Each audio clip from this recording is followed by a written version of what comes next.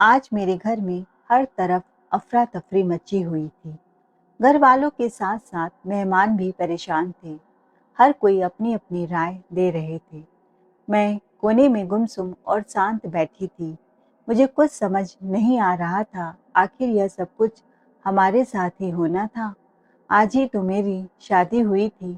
कल मेरे ससुराल वाले मुझे और दहेज का सामान लेने आने वाले थे। लेकिन अब यह सब कैसे हो सकता था?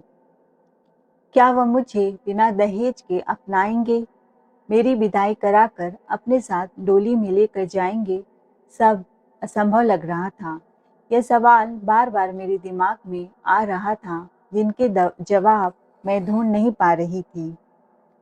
मेरे एक मामा ने कहा, कम से कम पुलिस स्टेशन में जाकर रिपोर्ट तो लिखवा दी जाए। पापा इस बात के लिए सहमत नहीं थे, लेकिन भाइयों के समझाने पर पापा पुलिस स्टेशन जाने के लिए मान गए। भाई ने लड़के वालों को फोन करके बड़ी दबे स्वर में सब सच बता दिया था।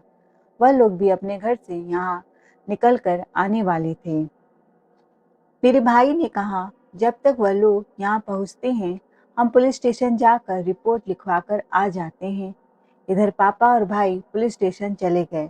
उधर मेरे ससुराल वाले हमारे घर आ गए थे। पापा और भाई अभी तक पुलिस स्टेशन से वापस नहीं आए थे। मेरी आंखों से आंसू रुकने का नाम नहीं ले रहे थे। पता नहीं अब क्या होगा। मेरे ससुराल वाले मुझे अपने साथ ले जाने के लिए तैयार भी होंगे या नहीं। जब पापा वापस आए तो मेरे ससुर जी पापा से बहुत ज़्यादा अफसोस जताने लगे। यह सब कुछ कैसे हो गया? मेरी सास कहने लगी, जो भी हुआ बहुत गलत हुआ। अब हम अपने दुल्हन को पहली बार खाली हाथ कैसे घर ले जाएं? लोग क्या कहेंगे? पता नहीं कौन से खानदान में लड़की की शादी कर दी, जो लड़की के माँ बाप ने उसे कुछ भी नहीं दिया, खाली हाथ रुखसत कर दिया। अरे समधी जी, आप ही बताएं, मैं कुछ गलत कह रही हूँ? गोल गोल बात करने की मुझे आदत नहीं है। मेरी सास की बातें मुझे तीर की तरह चुभ रही थी। मेरी माँ भी बहुत ज़्यादा परेशान थी। मेरे भाई और भाभी की हालत उनकी बात सुनकर पहले से ज़्यादा खराब हो गई। मेरे पापा ने पगड़ी उतार कर मेरे ससुर के पैर के पास रख दिया और हाथ जोड़कर गिड़गिड़ाते हुए विनती करने लगी कि अब मेरी इज्जत आपके हाथों में है। मेरी बेटी का ब्याह आपके बेटे के साथ हो चुका है। अगर वह विदा होकर ससुराल ना गई तो लोग क्या कहेंगे? समाज तो ताना मार मार कर उसे जिंदा ही खत्म कर देगी। सब हंसी करेंगे। हमारी हालत तो लोग नहीं समझेंगे, लेकिन मेरी बेटी में कमियां जरूर गिनाने लगेंगे। मेरे भाई भी हाथ जोड़कर कहने लगा, हमारी इज्जत बचा लीजिए। मेरे ससुर ने कहा, ठीक है समधी जी, हम आपकी बेटी को ले जाने के लिए तैयार हैं, लेकिन हमारी एक शर्त है। और उनकी शर्त यह थी कि मैं ससुराल जाकर 7 दिन तक अपने पति के कमरे की बजाय नौकरानी के साथ उसके कमरे में सोऊं। मेरे पापा ने जब शर्त सुनी तो उनके हाँ में हाँ मिलाते हुए कहा, हमें आपकी हर शर्त मंजूर है। बस आप इस समय मेरी बेटी को विदा करके खुशी खुशी ले जाइए। अगले पल वह मुझे विदा करके ससुराल ले गए। ससुराल में कदम रखते ही ना तो कोई रस्म की औपचारिकता हुई, ना कोई मुंह दिखाई हुआ। मेरी सास ने मुझसे कहा, कान खोलकर सुन लो, तुम्हें अभी 7 दिनों तक अपने पति के साथ नहीं रहना है, बल्कि हमारी नौकरानी के साथ रहोगी। नौकरानी मुझे अपने कमरे में ले गई। मैं बहुत ज्यादा थकी हुई और घबराई हुई थी। सारी बात मुझे बड़ी अजीब लग रही थी, पर मेरे पास उनके बातों को मानने के अलावा कोई और चारा नहीं था। जब मैं नौकरानी कर बिस्तर पर लेटी तो मुझे महसूस हुआ कि उसका बिस्तर बहुत ठंडा था, लेकिन मैं थक कर चूर हो चुकी थी और परेशान भी थी। इसीलिए मैंने ज़्यादा ध्यान नहीं दिया और सो गई। जब सुबह मैं उठी तो मैंने नौकरानी से पूछा, तुम्हारा बिस्तर इतना ठंडा क्यों है? उसने मुझसे कहा, आप बहुत भोली हो। 7 दिन के बाद आपको सब कुछ पता चल जाएगा। जैसे ही 7 दिन पूरे हुए, मेरी सास फूलों का हार लेकर मेरे पास आई और मेरी तो जान ही निकल गई। मेरा नाम पायल है। मैं लखनऊ की रहने वाली हूँ। हम एक बहन और 2 भाई हैं। मैं घर में सबसे छोटी थी। मेरे पापा की कपड़े की बड़ी दुकान थी, जो अच्छा खासा चलता था। मेरे पापा के खास दोस्त यानी अंकल, जो हमारे घर के पास ही रहते थे, उनका हमारे घर में उठना बैठना और चाय पीना अक्सर होता था। वह मुझे अपनी बेटी ही मानते थे। पापा उन पर आंख मूंद कर भरोसा करते थे। पापा की दुकान से हमारा गुजर बसर अच्छा होता था। मेरे दोनों भाइयों की शादी हो चुकी थी। दोनों भाई नौकरी पेशा थे और बहुत बिजी रहते थे। मेरी कोई बहन नहीं थी, ना मुझे कभी बहन की कमी महसूस हुई, क्योंकि मेरी भाभियाँ मुझे बहुत प्यार करती थी, अपनी बहन की तरह मानती थी। मुझे अपने साथ घुमाने ले जाती, शॉपिंग कराती थी, हर समय कुछ न कुछ गिफ्ट देती थी। मेरे भाई और भाभी मेरे बहुत नखरे उठाते थे। मेरी माँ भाइयों से कहती, तुमने इसको बहुत सर पर चढ़ा रखा है, पर पराई है, कल को ससुराल जाएगी, वहाँ इसके नखरे कौन उठाएगा। अब मैं बड़ी हो रही थी, तो हर माँ-बाप की तरह मेरे माँ-बाप को मेरी शादी का फ़िक्र सताने लगा। वह चाहते थे जल्दी से जल्दी मेरी भी शादी हो, लेकिन पता नहीं क्या बात थी, मेरा रिश्ता बनते-बनते टूट जाता था, जबकि मुझ में कोई कमी नहीं थी, खूबसूरत थी और पढ़ी-लिखी भी थी। कहीं माँ-बाप को लड़का पसंद नहीं आता था, तो कभी किसी लड़की वालों को मैं पसंद नहीं आती थी। कभी दोनों तरफ से हाँ हो जाती, तो कुछ न कुछ ऐसा हो जाता कि बात वहीं खत्म हो जाती। बात बनते-बनते बिगड़ जाती। मेरे भाई मेरे माँ को समझाते, इतना टेंशन लेने की कोई ज़रूरत नहीं है। जब टाइम आएगा तो शादी हो जाएगी और आप इतना चिंता करेंगी तो आपकी तबीयत खराब हो जाएगी। हम हैं ना उसके भाई, पायल का रिश्ता एक अच्छे लड़के से तय करेंगे। मेरी माँ का कहना था, लड़की की शादी सही उम्र में हो जाए तभी अच्छा होता है। कहीं समय के इंतजार में बैठे रहें और उसका उम्र बढ़ गया तो अच्छा रिश्ता हाथ से निकल जाएगा और हमारी बेटी घर पर ही बैठी रह जाएगी। धीरे धीरे मेरी उम्र बढ़ती जा रही थी और माँ पापा को चिंता खाए जा रही थी। आखिर मेरी बेटी इतनी सुंदर है, दहेज भी दे रहे हैं, तब पर भी शादी क्यों नहीं हो रही है। माँ का रोते-रोते पागलों जैसा हाल हो रहा था। एक बार शादी तय हो गई, दूसरे दिन वह लोग शादी पक्की करने मेरे घर आने वाले थे। लेकिन तभी फ़ोन आया कि उन्होंने कोई और लड़की पसंद कर ली है। मेरी माँ की चिंता अब और बढ़ गई। समय बीतता गया और एक दिन ऊपर वालों ने अपना करिश्मा दिखाया। मेरी माँ की सुन ली। मेरे लिए एक रिश्ता आया जो मेरे माँ-पापा को बहुत अच्छा लगा। दोनों परिवार वालों की तरफ से हाँ होते ही मेरा रिश्ता पक्का हो गया। कुछ महीनों के बाद मेरी शादी की तारीख निकल गई। सभी घरवाले शादी की तैयारी में जुट गए, क्योंकि मेरी शादी में समय बहुत कम था और सबको बहुत सारा इंतजाम करना था। मेरे भाई चाहते थे मेरी शादी धूमधाम से हो, कहीं किसी चीज़ की कोई कमी न रहे, और देखते ही देखते वह घड़ी भी आ गया जिस दिन मेरी शादी थी। सभी लोग मेरी शादी में बहुत खुश थे। शादी से एक हफ्ते पहले ही चाचा-चाची, मामा-मामी का आना-जाना शुरू हो गया। हर समय घर में रौनक लगी रहती थी। मेरे पापा के दोस्त यानी अंकल भी अपने फैमिली के साथ हमारे घर आ गए। माँ पापा भी घर की रौनक देखकर बहुत खुश थे, पर मुझे देखते ही उनकी आंखों में आंसू छलक जाते थे कि आज उनकी लाडली पराई हो जाएगी। मेरी दोनों भाभियां हर समय मेरे पति सागर का नाम लेकर मुझे छेड़ा करती थी। कभी-कभी मैं यह सोचकर रोने लग जाती, अब मुझे अपने माँ-बाप को छोड़कर जाना होगा। पता नहीं मेरा ससुराल कैसा होगा। मेरे ससुराल वाले और मेरे पति मुझे इतना प्यार करेंगे या नहीं। मेरे रोने पर सब लोगों की आंखों में आंसू आ जाते और वे मुझे चुप कराते। मेरे भाई मुझसे कहते, अगर तुम्हारा पति तुम्हें कुछ कहे तो मुझे बताना, मैं उसका कान खींचकर उसे लाइन पर ले आऊँगा। यह सुनकर मैं हँसने लगती। उस समय मेरे ससुराल वालों से मेरे पापा के लेन-देन के बारे में कोई बातचीत नहीं हुई थी। मेरी शादी एक बड़े से होटल में हो गई। शादी संपन्न हुई तो मेरे ससुराल वाले अपने घर वापस चले गए और हम भी अपने घर वापस आ गए। हमारे यहाँ रस्म था, लड़की की विदाई उसके घर से ही होती है। अगले दिन मेरी विदाई मेरे घर से थी। घर आने के बाद सब लोग अपने-अपने कामों में बिजी हो गए। भाभीयों ने प्लान बनाया कि आज रात कोई नहीं सोएगा, सब मस्ती करेंगे। मैं भी बहुत एंजॉय कर रही थी। तभी कुछ लोग चेहरे पर नकाब लगाए हुए हमारे घर के अंदर घुसे। पूरा घर मेहमानों से भरा हुआ था। उन्होंने बंदूक दिखाते हुए सब लोगों को काबू में कर लिया। हथियार को देखकर मेहमान उस समय डर से कुछ कह नहीं सके। भाई मेरे काम से बाहर गए हुए थे। कोई कुछ कहता तो कहते हैं चुप रहो वरना हम तुम्हें गोली से भून डालेंगे। सब मेहमानों को एक कमरे में बंद कर दिया गया। मेरे दहेज का सामान लेकर चले गए। ऐसा लगता था जैसे उन्हें किसी ने सब कुछ बताकर भेजा है। उन्हें सब कुछ पता था कौन सी चीज कहाँ रखी है। मेरी भारी भरकम गहने पर नजर थी जो कि आजी ज्वेलर्स के यहाँ से लाया गया था। उन्होंने मेरे दहेज का सामान लूटा, बाकी किसी सामान को हाथ नहीं लगाया। मेहमानों का भी बहुत कीमती सामान था, लेकिन उन्होंने किसी चीज को देखा तक भी नहीं। कुछ समय पहले जो लोग ढोलकी बजा बजा कर नाच गान कर रहे थे, खुशियों का माहौल था, अब सब मातम में बदल चुका था। किसी को कुछ समझ नहीं आ रहा था अचानक यह क्या हुआ। सब लोग हैरान और परेशान थे। भाई बाहर से आए, कमरे का दरवाजा खोला और पापा के हाथ जो रस्सी बंधी थी उसे देखकर वो लोग चौंक गए। रस्सी को खोला, सबके हाथ खोले। मेरे पापा ने बहुत मेहनत से पाई पाई जोड़कर मेरे लिए दहेज का सामान इकट्ठा किया था, लेकिन वह लोग सब कुछ लूट कर ले गए।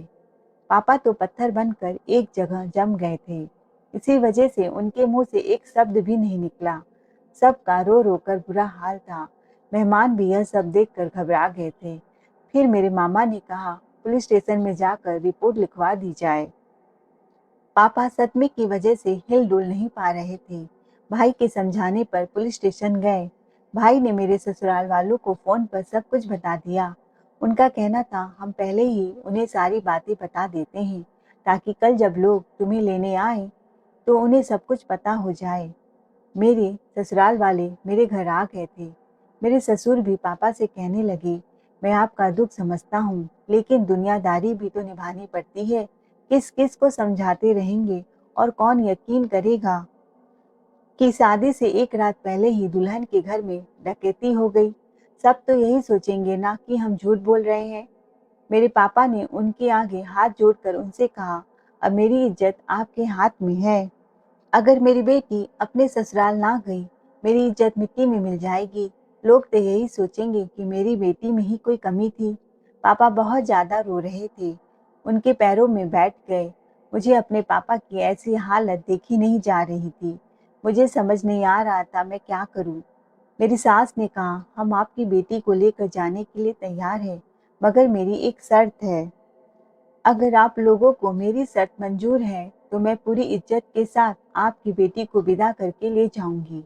पापा ने पूछा आपकी शर्त क्या है? उन्होंने कहा अगले 7 दिन तक आपकी बेटी अपने पति के कमरे में नहीं, हमारे घर की नौकरानी के कमरे में उसी के साथ सोएगी। उनकी अजीब सी शर्तें सुनकर मेरे पापा और बाकी सब मेहमान बहुत आश्चर्य में थे, लेकिन उस समय पापा बहुत मजबूर थे, कुछ नहीं कर सकते थे। इसीलिए उन्होंने मेरी सास की शर्त मान ली। अगले दिन वे लोग मुझे विदा करवा कर ले गए। रास्ते भर मैं अपने पापा के बारे में सोचती रही, कैसे मेरे पापा ने अपनी मेहनत की कमाई से मेरे लिए मेरी पसंद का दहेज बनाया था, पर मेरी किस्मत ही फूटी थी, मुझे नसीब नहीं हुआ। उल्टा मेरे पापा को मेरे ससुराल वालों के सामने शर्मिंदगी उठानी पड़ी और उनके आगे हाथ जोड़ने पड़े ताकि दुनिया वाले मुझ पर उंगली न उठाए। सिर्फ मेरे खातिर मेरे पापा ने उन लोगों के पैर पकड़ लिए थे। दुनिया वाले भी अजीब हैं, बिना सोचे समझे फैसला कर लेते हैं और उसका सिला हम जैसी लड़कियों को भुगतना पड़ता है। घर पहुंचते ही मेरी सास ने शर्त याद दिलाई और कहा हम कोई रस्म अदा नहीं करेंगे। जितनी अरमानों से हम तुम्हें घर में लेकर आना चाह रहे थे, ऐसा तो कुछ नहीं हुआ। सब किए किराए पर पानी फिर गया। अब तुम्हें भी हमसे कोई उम्मीद नहीं रखने की जरूरत है। तुम हमारी नौकरानी के साथ उसके कमरे में जाकर आराम करो। उनकी यह बात सुनकर मुझे बहुत बुरी लग रही थी। ऐसा लग रहा था जैसे उन लोगों के सीने में दिल ही नहीं है। वे लोग मुझे तो मजबूरी में ले आए थे, लेकिन अंदर ही अंदर जुझलाए हुए थे। क्या दहेज ही सब कुछ होता है? लड़की की इज्जत ससुराल में दहेज से ही होती है। समाज वाले किसी की मजबूरी समझना ही नहीं चाहते। मेरे पापा की क्या गलती? उन्होंने अपनी तरफ से बहुत कोशिश की थी, मुझे मान सम्मान के साथ ससुराल में भेजे, लेकिन किस्मत में शायद यही लिखा था। मैं रोते हुए नौकरानी के साथ उसके कमरे में चली गई। मैंने अपने कपड़े बदले और नौकरानी के बिस्तर पर सो गई। बिस्तर मुझे बहुत ठंडा लग रहा था। मैंने उससे उस समय कुछ नहीं पूछा। वह नौकरानी दिल की बहुत अच्छी थी। मेरे लिए खाना लेकर आई, साथ में दूध और दवा भी लेकर आई और मुझसे कहा, खाना खा लो और यह दवा खाकर सो जाना, तुम्हें इससे आराम मिलेगा। तुम्हारी तबीयत ठीक नहीं लग रही है, रात भर आराम से सोओगी तो तुम्हारी थकान भी उतर जाएगी। मुझे भी उसकी बातें ठीक लगी, इसलिए मैंने थोड़ा बहुत खाना खाया और दवा ली, फिर सो गई। वह लड़की घर की नौकरानी नहीं लग रही थी।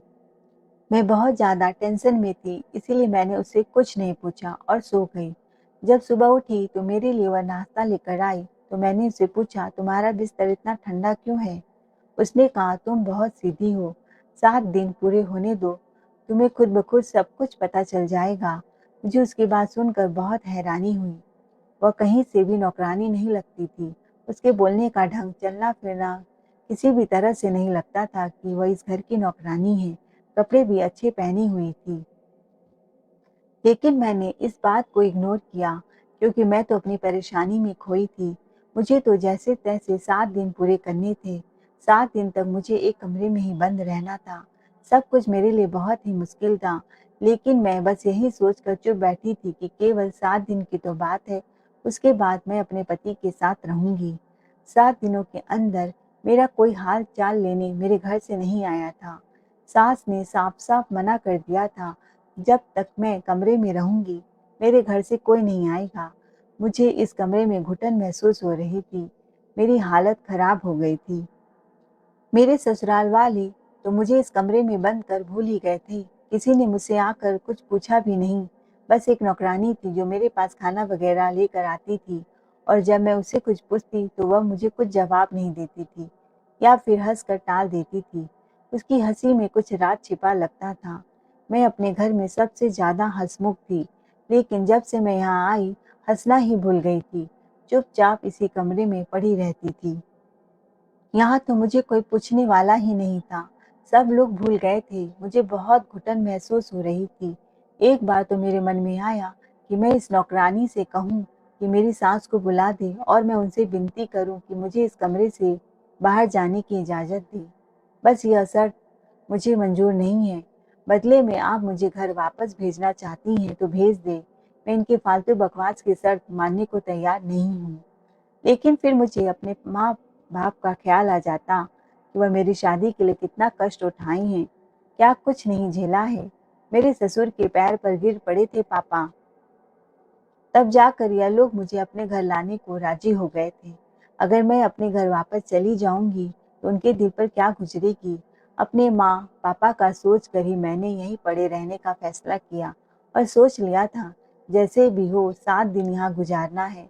जैसे ही 7 दिन पूरे हुए, मेरी सास मेरे पास बहुत खुशी के साथ आईं।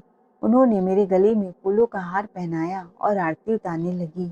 माथा चूमते हुए गले लगा लिया और कहने लगी, मुबारक हो, तुम माँ बनने वाली हो। मेरी कानों को तो विश्वास नहीं हुआ, यह क्या बक रही हैं, क्योंकि मैं पिछले कुछ ही दिनों से इसी कमरे में बंद थी। ना कोई इन दिनों कमरे में आया और न ही मैं कमरे से बाहर निकली थी। सिर्फ नौकरानी ही मेरे कमरे में आई, वह भी चाय नाश्ता देकर चली जाती थी। उससे भी मेरी कोई खास बातचीत नहीं हुई। इन दिनों कमरे में किसी का आना तो दूर, किसी ने झाँका भी नहीं था, तो यह कैसे हो सकता है? मेरी सास मुझे बहुत खुशी के साथ कमरे से बाहर लेकर गईं। हॉल में मेरे पति और उनके घरवाले बैठे थे। सब लोग मुझे घूर-घूर कर देख रहे थे, कानाफूसी कर रहे थे। मुझे कुछ समझ नहीं आ रहा था, यह सब कुछ मेरे साथ क्या हो रहा है? मैं तो पागल हो रही थी। तभी मेरी सास मुझे मेरे पति के पास ले गई। उनके बराबर एक औरत बैठी थी, जो कि घूंघट में थी और उसके गले में भी बहुत सारे फूलों के हार पड़े थे और उसकी गोद में बहुत मिठाई और फल वगैरह रखी हुई थी। यह सब देखकर मुझे अपने पति पर बहुत गुस्सा आया। वह मेरी जगह किसी और औरत को कैसे दे सकता है? मैंने अभी तक अपने पति का चेहरा तक नहीं देखा था। मेरी सास ने मुझे अपने पति के दूसरी तरफ बैठा दिया और सबसे कहने लगी, देखो, इस लड़की के कदम हमारे घर के लिए कितने शुभ साबित हुए।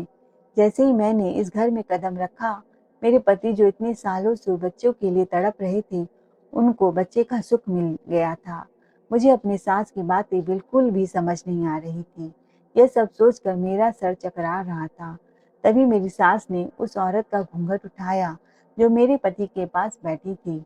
मेरी सास मुझसे कहने लगी, अपने पति की, पहली पत्नी की खूब खिदमत करो। मैंने जैसे ही उस औरत की तरफ नजर उठाकर देखा, मेरे पैरों तले से जमीन निकल गई। वह औरत कोई और नहीं बल्कि वही थी जो नौकरानी बनकर मेरे पास खाना लेकर आया करती थी, जिसके कमरे में मैं हफ्ते भर गुजारा। मुझे जैसे सदमा लगा और चक्कर खाकर गिर गई। इतनी ही देर में मेरे भाई भाभी मेरे ससुराल पहुंच गए। मुझे इस हाल में देखकर वो लोग बौखला गए। उन्होंने मुझे उठाया और कमरे में लेकर आ गए। कुछ देर बाद मैं होश में आई। होश में आते ही रोने लगी। मुझे रोता हुआ देखकर मेरे भाई बहुत परेशान हुए।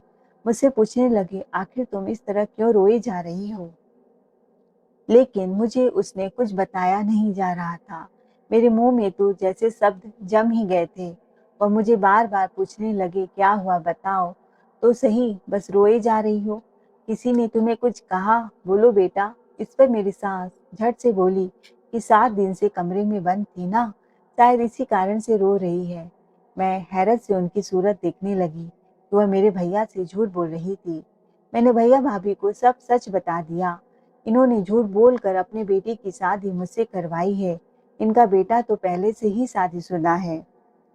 इनको किसी बाबा ने बताया था, अगर वह अपनी बेटी की औलाद चाहते हैं तो किसी कुंवारी लड़की से इसकी शादी करके 7 दिनों के लिए कमरे में बंद कर दे, और जब वह कमरे में हो तो कोई उसके कमरे में न जाए सिवाय इसकी पहली पत्नी के। ऐसा करने से उनके बेटे को बच्चे की खुशी मिल जाएगी। यह सब बात मुझे मेरी सास ने बताई थी। मेरी भाभी ने मुझे तसल्ली दी और मेरी सास को खूब खरी-खोटी सुनाई। फिर मुझे घर वापस लेकर आ गईं। मुझे ऐसी हालत में घर वापस आता देखकर घर में तो जैसे हंगामा मच गया। सब लोग मेरे घर वालों को बातें सुनाने लगे और कहने लगे कि आपने किस घर में शादी तय कर दी, कुछ पता नहीं किया था? इतनी प्यारी बिटिया का उन लोगों ने कैसा हाल कर दिया? मेरे पापा सब लोगों की बात सुनकर बहुत शर्मिंदा हुए। मेरे पापा सिर्फ अपने को दोषी मान रहे थे। मेरी माँ भी बहुत ज़्यादा परेशान थी। मुझे समझ नहीं आ रहा था कि यह सब मेरे साथ आखिर क्यों हुआ था। मैंने कभी किसी का कुछ बुरा नहीं सोचा, फिर आखिर ऊपर वाले ने मेरे साथ इतना बुरा क्यों किया? घर में इतना कोहराम मचा था। तभी मेरे भाई ने पापा को आकर बताया कि घर पर पुलिस आई है। पापा पुलिस को लेकर ड्राइंग रूम में बैठ गए। पुलिस ने पापा को जो सच्चाई बताई, उससे तो पापा और ज्यादा टूट कर रह गए। पुलिस की खबर सुनते ही पापा के दोस्त यानी अंकल दबे पैर से वहां से निकल गए। तो पापा ने पुलिस के सामने अंकल को बुलाया तो पता चला कि वह घर पर नहीं है। उस समय पापा ने पुलिस से कहा, अभी उनके घर का माहौल ठीक नहीं है। उनके बेटे ने सुसाइड अटेम्प्ट करने की कोशिश की है। हम सब बहुत ज़्यादा परेशान हैं, इसलिए आप यहाँ से चले जाएं। कुछ देर बाद मैं खुद अंकल को लेकर आपके पास आ जाऊंगा। शाम को जब अंकल आए, पापा ने उनसे पूछा, पुलिस को देखकर घर से बाहर क्यों चले गए थे, जबकि उन्हें तो पापा के साथ ही रहना चाहिए था। पापा की बात सुनकर वह बात को घुमाने लगे, बहाना बनाने लगे। जब पापा ने उन्हें धमकाया, डराया कि सब सच सच बताओ, नहीं तो तुम्हें पुलिस के हवाले कर देंगे, पुलिस को तुम पर शक क्यों है, तब वह डर गए और उन्होंने सब कुछ बताना शुरू कर दिया कि उन्होंने ही हमारे घर में चोरी करवाई थी, वह भी ससुराल वालों के साथ मिले थे। इतना ही नहीं, वह पहले से जानते थे मेरा पति शादीशुदा है। उन्हें अच्छे से पता था कि मेरी सास को एक ऐसी लड़की चाहिए जो कुंवारी हो। उनकी बात सुनकर सब लोग दंग रह गए। माँ ने उनसे पूछा, आखिर यह सब क्यों किया? हम आप पर कितना भरोसा करते थे। तब उन्होंने बताया, वो अपने बेटे का रिश्ता मेरे लिए लेकर आए थे, क्योंकि उनका बेटा मुझसे बहुत प्यार करता था। लेकिन पापा ने उनसे साफ साफ मना कर दिया, क्योंकि उनका बेटा शराबी और जुआरी था। उनके बेटे से शादी करने को तैयार नहीं थे मेरे पापा। अंकल को इस बात पर बहुत गुस्सा आया। उन्हें लगा कि पापा ने उनकी बेइज्जती की और उनका बेटा बार बार सुसाइड अटेम्प्ट करने की धमकी देता था। एक बार उसने ऐसा किया, लेकिन वह बच गया था। उन्होंने सोच लिया कि वह बदला लेकर रहेंगे। उस समय तो वह खामोश थे, पापा से कुछ नहीं कहा और घर में ऐसे ही आना जाना रखा जैसे पहले हुआ करता था। जब भी मेरे लिए कोई रिश्ता आता तो पापा लड़के की छानबीन की जिम्मेदारी अंकल को दे दिया करते थे, क्योंकि वह अपना दोस्त नहीं बड़ा भाई समझते थे। वह मेरा रिश्ता कहीं और जगह नहीं होने देते थे। हमेशा बात बिगड़ जाती। पापा के दूसरी जिम्मेदारियां भी थी और मेरे भाई भी अंकल की हर बात मानते थे। उनकी बहुत इज्जत करते थे। अगर मैं किसी को पसंद आ जाती तो उस लड़के के घर वालों को मेरे बारे में उल्टी सीधी खबर दे दिया करते थे, जिससे मेरा रिश्ता नहीं हो पा रहा था और मेरी उम्र बढ़ती जा रही थी। जब सागर का रिश्ता हमारे घर पर आया, तभी पापा ने छानबीन की सारी जिम्मेदारी अंकल को दी थी। उन्होंने सब कुछ जानने के बाद इस रिश्ते को अच्छा बताया। मेरी सास ने उनसे सारी बात साफ-साफ बता दी थी। तब उन्होंने प्लान बनाया कि शादी के 1 दिन पहले ही मेरे घर में चोरी करवा देंगे और जब मेरे ससुराल वालों को यह सब कुछ पता चलेगा, तो रिश्ता तोड़कर चले जाएंगे। उस समय अंकल मौके का फायदा उठाते हुए मेरे पापा से अपने बेटे का रिश्ता मांगेंगे, तो पापा मजबूरी में उनसे मना नहीं कर पाएंगे और उनका एहसान भी हो जाएगा कि उन्होंने उनकी और उनकी बेटी की इज्जत बचाई है। लेकिन मेरे ससुराल वाले तो उनसे 2 कदम आगे निकले। उन्होंने यह रिश्ता नहीं तोड़ा और अंकल को धोखा दे दिया। उन लोगों ने पापा पर एहसान जताया और यह शर्त रख कर रिश्ता स्वीकार कर लिया। अंकल बाद में मेरे ससुराल वालों के पास गए। मेरे ससुराल वाले से कहने लगे, उन्होंने यह सब क्यों किया? मेरी सास ने उन्हें बहुत बुरी तरह से झाड़ दिया और धमकी देने लगी, अगर उन्होंने कुछ भी मेरे पापा को बताया तो उनकी असलियत सबको बता देंगी। अब तो अंकल अपने ही जाल में फंस गए थे, इसीलिए वह खामोश रहे। पापा ने पुलिस से तो मना कर दिया, यह हमारे घर का मामला है, अंकल को गिरफ्तार न करें, हम इसे अपने घर में ही निपटा देंगे। लेकिन अंकल से सारे रिश्ते खत्म कर दिए। मेरा डिवोर्स दिलवाकर पापा ने मेरा रिश्ता दूसरी जगह कर दिया। मेरा कोई इरादा नहीं था दूसरी शादी करने का। मैं अभी सदमे से बाहर निकल भी नहीं पाई थी, लेकिन मुझे पापा की खातिर यह शादी करनी पड़ी। मेरी पहली वाली सास ने अपने बेटी की खुशी के लिए मेरी जिंदगी को नरक बना दिया था। उन्हें भी बाद में पता चला कि उनका बेटा कभी बाप नहीं बन सकता है। जिस बाबा के कहने पर उन्होंने ऐसा कुछ किया, वह बहुत बड़ा ढोंगी था। उनका पैसा लेकर रफू चक्कर हो गया था। उसकी पहली पत्नी ने उसे छोड़ दिया था। मेरी दूसरी जगह शादी हो गई। उसके साथ मैं बहुत खुश थी और अपने अतीत को भूल चुकी हूँ। आज मेरे 2 प्यारे बच्चे हैं। आई थिंक आपको ये कहानी बहुत पसंद आई होगी। तो चैनल को लाइक, शेयर, सब्सक्राइब ज़रूर करें। Thanks for watching.